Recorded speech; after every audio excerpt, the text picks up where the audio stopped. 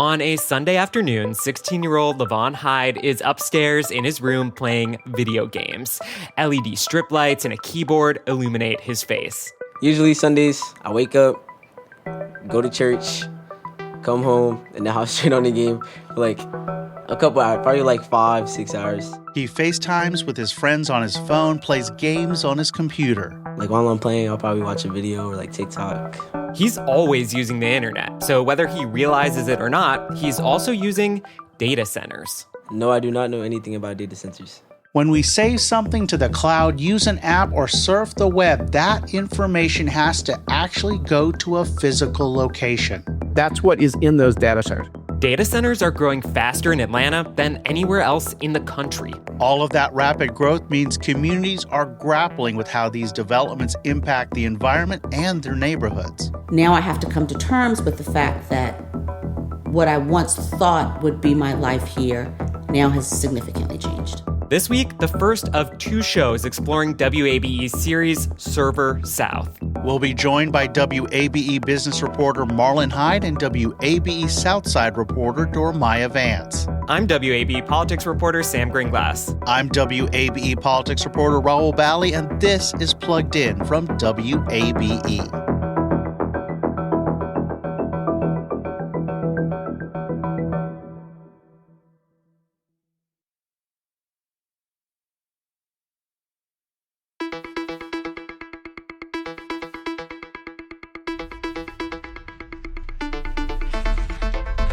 Data centers are a big and growing business in Georgia, and WABE's new series, Server South, looks at some of the big questions around these centers and answers them from across the state, from inside a data center to an Atlanta office tower to local living rooms and even a field full of sheep. So to kick this all off, we're joined by WABE business reporter Marlon Hyde.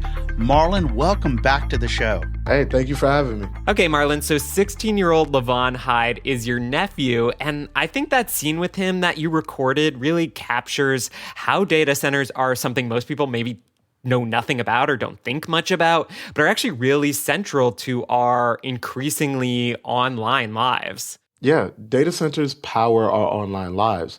When I started the story, I was trying to figure out how to explain how ingrained data centers are, and AI, frankly, are ingrained in our lives.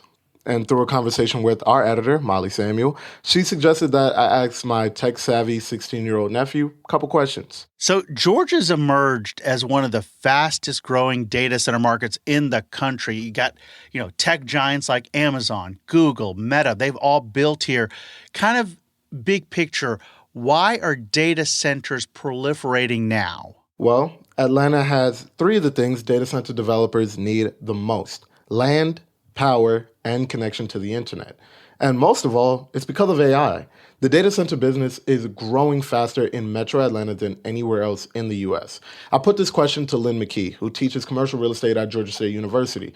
As digital technology and AI use increase, more data centers are on the way. AI has expanded that tremendously, the need for it. So that's why you're seeing so much of it right now. Amazon plans to spend at least $11 billion on new data center capacity in Metro Atlanta to keep up with the growth of artificial intelligence. Wow, that is a huge number. Marlon, you actually got to tour a data center recently, and I'm trying to imagine what this looks like. Can you just describe it for us? You see, I thought data centers were going to be like these big futuristic buildings.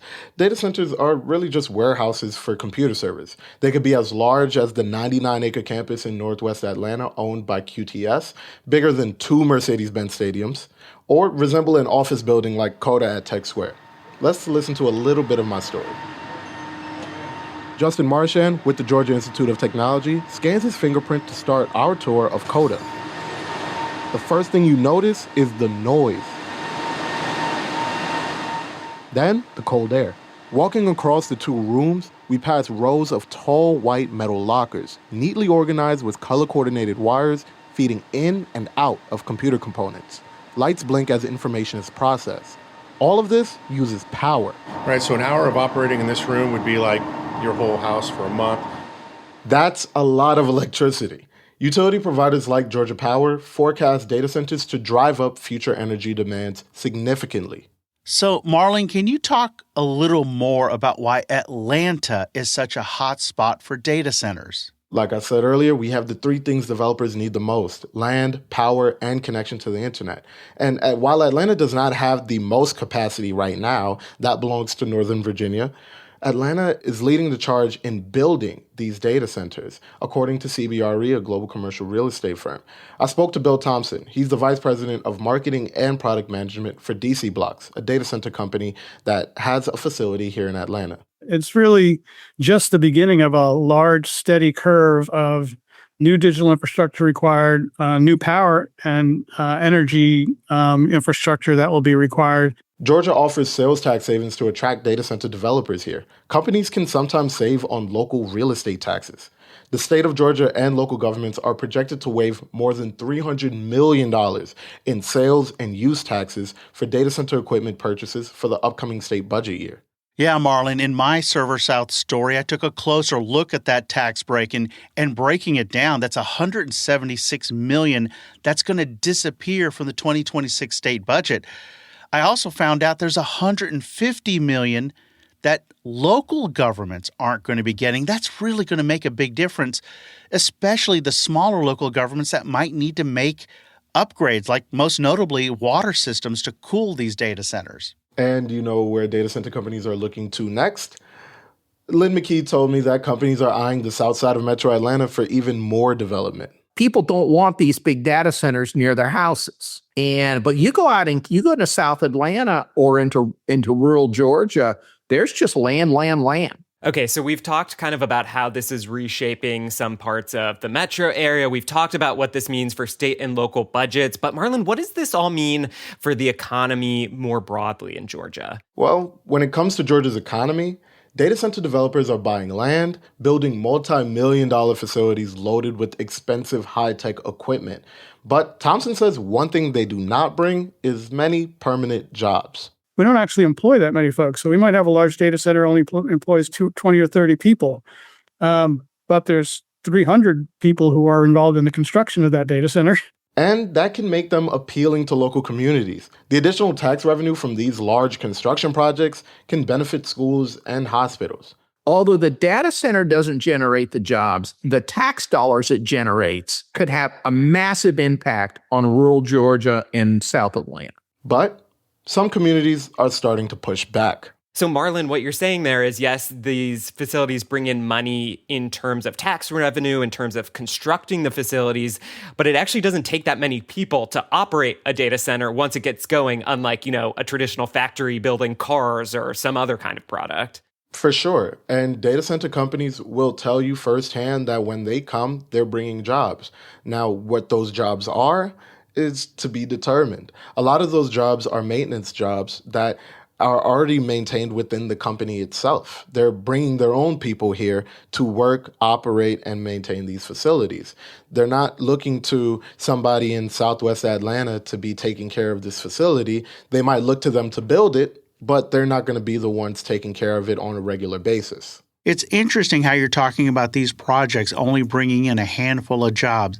In my conversation with Georgia Department of Economic Development Commissioner Pat Wilson, he said communities are going to have to make a decision whether a piece of land should be used for a large project that could bring in a lot of jobs or these data centers with just a handful of jobs. Potentially, you could run into a situation where communities are trying to decide whether they want a data center on a great piece of industrial property, or would you rather, have a job creation project that comes in?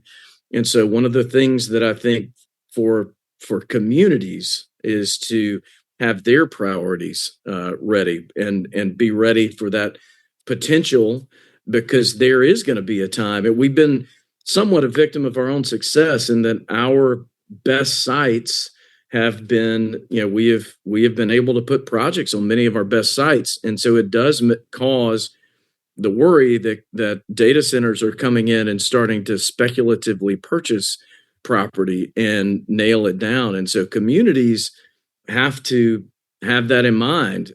When you take a look at the jobs that these data centers create, most of them are in the construction phase. They're in the building of the data center. For example, let's take a look. In 2024, Atlanta tripled the amount of data center capacity it had under construction from the year prior. That's a lot of data centers in just the span of 1 year. So if you're thinking about construction-wise, that's a lot of people being able to build these facilities filled with high-tech equipment. On the other side, now that they're here, they're probably only employing 20 to 30 people at these facilities. While people like Lynn McKee may argue that this data center is a great use of land because it establishes a tax basis that local municipalities can pull from, other people may argue the opposite, that the land, the space, and the facility could be used to support more jobs and more people within the community. You know, a lot of this is kind of wrapped up, Marlon, in this broader conversation about AI and jobs of the future. And I wonder, you know, as you're looking to follow this story in the months and years ahead, what else are you watching for? Well, I'm also watching how communities look at data centers. You know, if communities push back very hard, like we've seen in Northern Virginia, then we're going to see less of data centers. I guess the real job right now for our lawmakers is weighing the benefit with the harm. We're seeing increased energy and water use. So whether the state is seeing a true benefit, that still needs to be determined, and more research is going to help us along that journey. But in the case of me, for my job, I'm just going to continue to follow the business and follow all of the companies that are here. You know, for example, over in Douglas County, Google's first data center was built there in 2007. So now we're looking 18 years later, and there's probably hundreds of these types of data centers all across the South. That's WABE business reporter Marlon Hyde. Marlon, thank you so much for your reporting, and thanks for helping us kick off our look at WABE's news series, Server South. Thank you for having me. And when we come back, we'll look at how some communities are pushing back on this rise in data centers. This is Plugged In from WABE.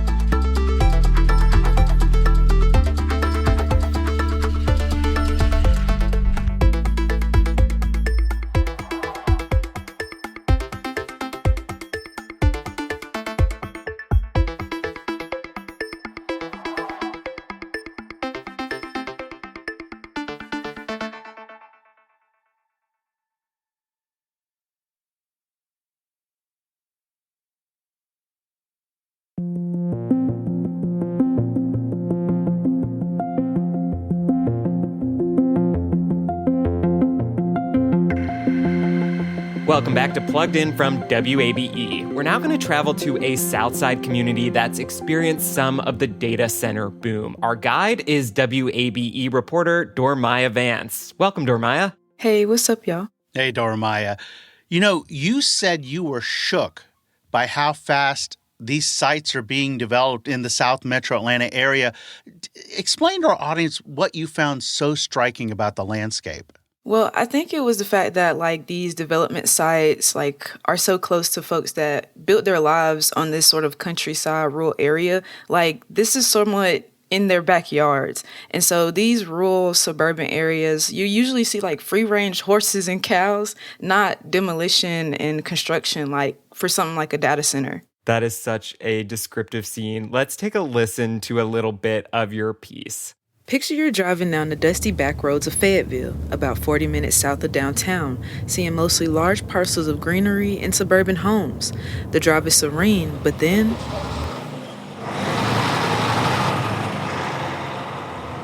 we see construction machines of all kinds all around the area. Diana Dietz has lived in Fayetteville since the 90s. You can't go out without seeing several of those huge construction vehicles on the roads. She says she's been following data center development for about 3 years.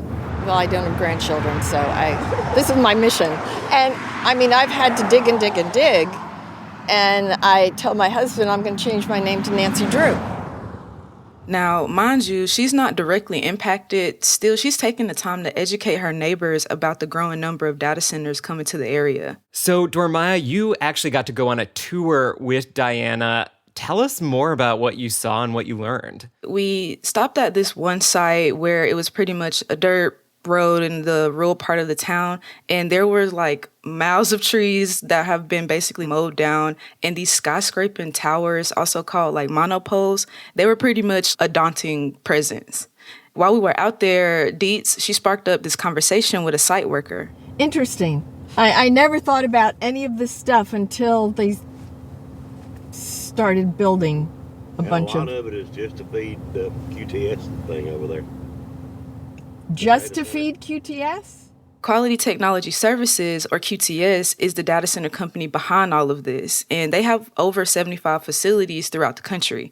In this Fayetteville location, it sits on about 600 acres of land, and I believe that's about 450 football fields. Wow, that is wild to think about. Yeah, that is wild. That's a really big number. And so like other data centers, QTS houses like servers and computers that store data. Think about like your cell phone usage or when you stream something to watch on Netflix. So we've seen this debate through the eyes of one community activist. Talk more about how the broader community is grappling with all of this. Yeah, so Dietz, she's just one person sort of dealing with this, but the growth of this industry isn't just a worry for her. It's larger. It's beyond that. Folks in areas like Union City, Fairburn, and even as far as Palmetto, these are places where data center development is or basically could be underway. They've organized several meetings, and they're still organizing, to my knowledge, today. And right now, according to Science for Georgia, at least 16 data centers are active or planned in these areas south of Atlanta. And so when I talked to like people at the meetings, they pretty much told me they either were left in the dark or they generally didn't have any information about these data centers coming to their areas. Basically, they were like confused. Like, why are these developments being built where they are being built? Like, why put them near residential neighborhoods when, you know, water bills and energy bills could go up? What about using the land for, you know, affordable housing? They were asking those types of questions. So, you know, Dormaya, this completely reminds me of the debates a generation ago on the South Side when these massive warehouses started popping up along the I-75 corridor south of the Atlanta airport. And it feels like this is the same debate all over again. Yeah, what's so crazy is you might be onto something, because whenever I went to one of the community meetings for this was like before I wrote my story, they were comparing this exact situation with the data centers to the warehouses. Like numerous folks from like South Fulton were talking about this and how it's basically no different. And so hearing you talk about that and bring it up just brought me back to that same meeting. And I guess like one of the things going on here is, you know, a data center might bring some jobs, but it's not like it's providing amenities for the community, like new restaurants or new stores to shop in. It's kind of just a big hulking facility that eats up a whole bunch of land, just like a warehouse. Yeah, 100%. Like even in that same meeting that I'm talking about, that was some of the concerns. Like we're building, you know, all of this similar to the warehouses, but we're not pouring back into the community. And one of the words that came up from a lot of the residents was equity. How can we get them to pour back into us if they're bringing all this revenue? So let me bring it back to this point, Dormaya. Why Fayetteville? Why South Metro Atlanta? So basically, when I reached out to QTS, they responded in an email saying like they pick locations for their developments with community needs in mind. And so specifically, they picked Fayetteville for access to highly skilled workers. And also just based on what I've learned throughout my reporting and the folks I've talked to that live out there, the land isn't as dense as cities like Atlanta. So we have a lot of people living in the city compared to on the south side. And developers, they see more space for these types of developments. And some of the cities where they're building, they either need the tax revenue or they may just want it. But what happens to the cows? So Dormaya, what's it been like for people dealing with data centers cropping up basically right in their backyard, as you described it? Yeah, so it's really been, I would say, an adjustment for the folks I've talked to. And I met one resident from a Fayetteville neighborhood called Planters Ridge. Her name is Keisha Scott. And so she's been living in this small cul-de-sac neighborhood since last fall. I have seen all of the what used to be cozy, quaint, wooded kind of area completely change. And so her house sits directly across from a QTS development site. Like I saw it for myself when I went to visit her. And basically she didn't even know about all of this until she moved in last year. And so now I have to come to terms with the fact that what I once thought would be my life here now has significantly changed. So just across the way, cleared woodlands and construction vehicles can be seen through like a large window that's right beside her front door. And at the time I saw her, there was even a demolished house that could be seen from that same window. And so Scott, she works from home and she runs a tech-based business.